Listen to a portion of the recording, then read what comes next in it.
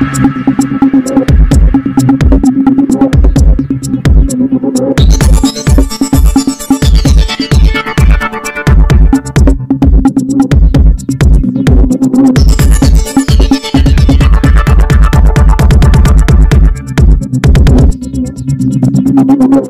मैं हूं आनंद पांडे और इस समय चुनाव का माहौल है। अपनी सरगर्मियां चुनाव की जोरों पर चढ़ी हुई हैं। चुनाव प्रचार बड़ी तेज़ी से हो रहे हैं। मेरे साथ में बातचीत करने के लिए पंकज सुराना जी हैं, उनसे ही बातचीत करना चाहूँगा। भाजपा के सीनियर लीडर हैं। पंकज जी, क्या कहेंगे, जिस तरह का माहौल है इस बार की कुछ हवा समझ में नहीं आ रही है, लोग कन्फ्यूज है। माहौल पूरे महाराष्ट्र का देवेंद्र फडणवीस जी के साथ है। महाराष्ट्र की जनता देवेंद्र जी के पीछे खड़ी है। देवेंद्र जी ने 2014 से लेकर 2019 तक महाराष्ट्र को एक नई दिशा देने का काम मुख्यमंत्री के रूप में किया था और जनता बड़े आस के साथ एक तरफ देवेंद्र जी को देख रही है और दूसरी तरफ देश के महानायक नरेंद्र मोदी जी का आशीर्वाद लेकर देवेंद्र जी महाराष्ट्र के चुनाव मैदान में आए। जब 20 तारीख को मतदान होगा और 23 तारीख को नतीजे निकलेंगे तो पूरे महाराष्ट्र में एक ही वातावरण होगा महायुतिमय और लगभग भारतीय जनता पार्टी के 150 उम्मीदवार लड़ रहे। 150 में से 125 विधायक चुनकर ये महाराष्ट्र की विधानसभा में जाएंगे। देवेंद्र जी के नेतृत्व में महाराष्ट्र की विधानसभा में जाएंगे। ये फतवा क्या है? फतवा जारी हो रहा है। देखिए, ये तो कांग्रेस की परंपरा रही है। फतवा, जातिवाद की राजनीति करना, आपस में भेदभाव फैलाना, अनेक समाजों को आपस में लड़वा कर सालों साल आज़ादी के बाद से कांग्रेस, ये महाराष्ट्र नहीं पूरे देश में इस तरह की परंपरा का निर्वाह कांग्रेस पार्टी करती है। मगर जनता ने 2014 के बाद मोदी जी के नेतृत्व में इस देश में सरकार भारतीय जनता पार्टी के आने के बाद ये जातिवाद की राजनीति को खत्म करने का काम नरेंद्र मोदी जी ने महाराष्ट्र में नहीं पूरे देश में किया। इसलिए भारतीय जनता पार्टी ये जातिवाद, फतवा और अनेक जो जातिवादी जुमले हैं उनको छोड़कर भारतीय जनता पार्टी का एक ही जुमला है, विकास विकास विकास, और विकास पर ही देवेंद्र जी पूरे महाराष्ट्र के चुनाव मैदान में उतरे। कहीं कहीं जिस तरह से विरोधी आरोप लगा रहे हैं कि सबसे ज़्यादा भ्रष्टाचार और घोटाला इस सरकार में हुए हैं, अगर हमारी सरकार आएगी तो एमबीए उसकी जांच करेगी, काफ़ी सारे बड़े नेता जेल में होंगे। देखिए, आप 2004 से 2014 तक आओगे तो 2004 से लेकर 2014 तक केंद्र में मनमोहन सिंह के नेतृत्व में जो सरकार चल रही थी कांग्रेस पार्टी की, फिर आप अनेक टीवी चैनल के अगर इंटरव्यू देखोगे 2004 से 2014 तक तो आपको प्रतिदिन ऐसा लगेगा कि आज करोड़ों का घोटाला इसमें हुआ, आज करोड़ों का घोटाला इस डिपार्टमेंट में हुआ, आज करोड़ों का घोटाला इस डिपार्टमेंट में हुआ। मगर हमारे नेता आदरणीय नरेंद्र मोदी, देश के महानायक, 2014 में जब से इस देश की बागडोर उन्होंने संभाली है, 2014 से लेकर आज 2024 में पूरे हिंदुस्तान का एक भी टीवी चैनल अगर ये बता दे कि कहीं पर भी रत्ती भर का मात्र भ्रष्टाचार हुआ है तो कांग्रेस का तो आरोप लगाने का काम रहा है। मगर देश की जनता नरेंद्र मोदी जी के साथ खड़ी है, महाराष्ट्र की जनता देवेंद्र जी के साथ खड़ी है और कोई भ्रष्टाचार पिछले 10 सालों में ना देश में हुआ ना महाराष्ट्र में हुआ। इसलिए आरोप का मुंह तोड़ जवाब देने के लिए भारतीय जनता पार्टी के सभी कार्यकर्ता हम फिर चुनाव मैदान में जाकर कांग्रेस के झूठे आरोपों का हम खंडन करेंगे और मुंह तोड़ जवाब देने का काम भारतीय जनता पार्टी की लीडरशिप भी करेगी और हमारा कार्यकर्ता। जिस तरह से देखें तो कहीं लैंड जिहाद, वोट जिहाद और इस तरह के काफ़ी सारे जिहाद का नाम लिए जा रहे हैं। एमबीए के लोग कह रहे हैं, कांग्रेस कह रही है कि ये जो है लोगों को भटकाने का एक प्रयास है, उनके मतदाताओं को रिझाने का प्रयास है, कहीं न कहीं जो हिंदू मतदाता है उनको रिझाने का प्रयास है। इस तरह के, इसके लिए वो लोग, उनके पास कोई मुद्दे नहीं है, इसलिए जिहाद का मुद्दा लेकर के सामने आ रही है। आप देख लीजिए, मुंबई में अगर 6 लोकसभा की सीटें हैं और 4 लोकसभा की सीटों पर जहां भारतीय जनता पार्टी या शिवसेना एकनाथ शिंदे जी के उम्मीदवार का पराभव हुआ, अब वहां पर देख लीजिए कि हम इसे वोट जिहाद नहीं कहते मगर एक विशेष समुदाय, अब हमारे जो उज्जवल निकम जी थे उम्मीदवार, उनको क्या कहकर कांग्रेस पार्टी ने चुनाव प्रचार के मैदान में गए कि अजमल कसाब को फांसी दिलाने वाले के लिए आप मतदान कीजिए वर्षा गायकवाड़ को।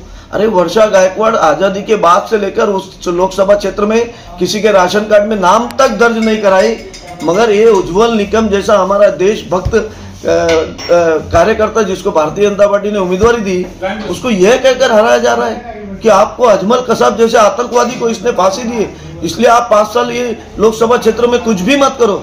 फिर भी हम भारतीय जनता पार्टी के विरोध में जाकर वर्षा गायकवाड़ जी को चुनकर ये लोग लाए।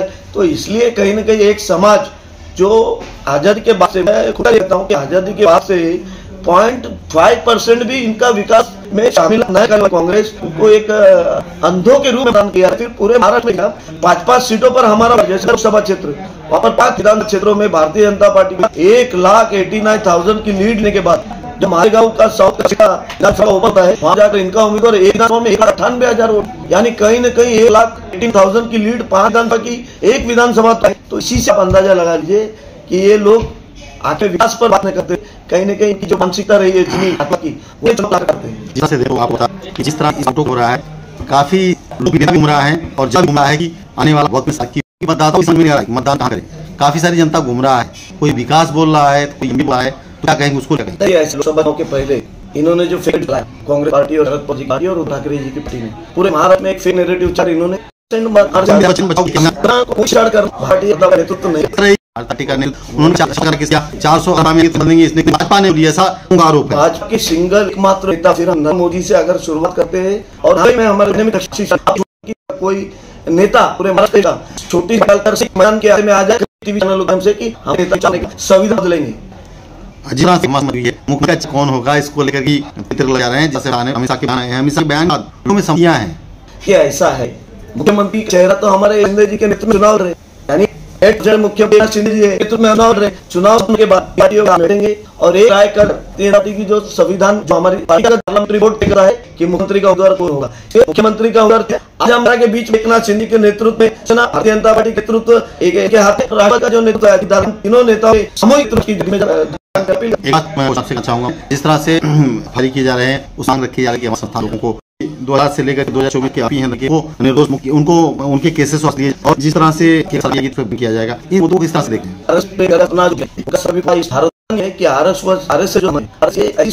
कि लोग देश की उनको बताना आप देख लीजिए आरएसएस से आरएसएस से जुड़ा हुआ गृह मंत्री है, अन्य राज्यों के जो मुख्यमंत्री है आरएसएस कहीं न कहीं ट्रेनिंग लेकर भारतीय नेतृत्व ईश्वर प्रदेशों की सेवा ये ट्रेनिंग यहाँ पर कार्यकर्ताओं को जाता है कि देश में किया इसलिए अपने पूरे नाम तो देश तोड़ने काम कर रहे हैं और साथ ही साथ मोहब्बत की दुकान की इस चुनाव की राहुल जो है मोहब्बत लोगों में एक मोदी जी ने भी नारा दिया है एक रहोगे तो सिर्फ रहोगे।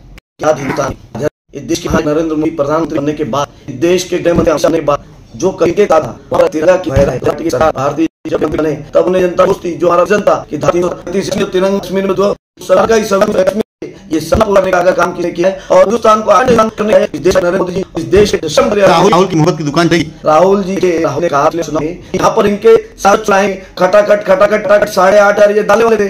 मैं पूरे देश के सांसदों से पूछिए आप चुन के जाने बाद लगभग 8 खटाखट 8.5 डाल हम 7,500 किस्त में महाराष्ट्र की लाड़ी बहनों 7,000 मुख्यमंत्री मुद्दे से हट रहे हैं। राहुल जी मोहब्बत की दुकान से जब महाराष्ट्र में के चुनाव संपन्न हो गए 13 वर्ग सफाया होगा पूरे महाराष्ट्र में भाजपा की सरकार बनने जा रही है। स्वराज जी लीडर हैं और उन्होंने महाराष्ट्र में बीजेपी सरकार नरेंद्र मोदी जी इस देश के राहुल की मोहब्बत की दुकान थी। राहुल जी के ने कहा यहाँ पर इनके साथ चुनाए खटाखट 8.5 ये डाले वाले थे। मैं पूरे देश के सांसदों से पूछिए आप चुन के जाने बाद लगभग 8 खटाखट 8.5 डाल हम 7,500 किस्त में महाराष्ट्र की लाड़ी बहनों 7,000 मुख्यमंत्री मुद्दे से हट रहे हैं। राहुल जी मोहब्बत की दुकान से जब महाराष्ट्र के चुनाव संपन्न हो गए 13 वर्ग सफाया होगा पूरे महाराष्ट्र में भाजपा की सरकार बनने जा रही है। स्वराज जी लीडर हैं और उन्होंने महाराष्ट्र में बीजेपी सरकार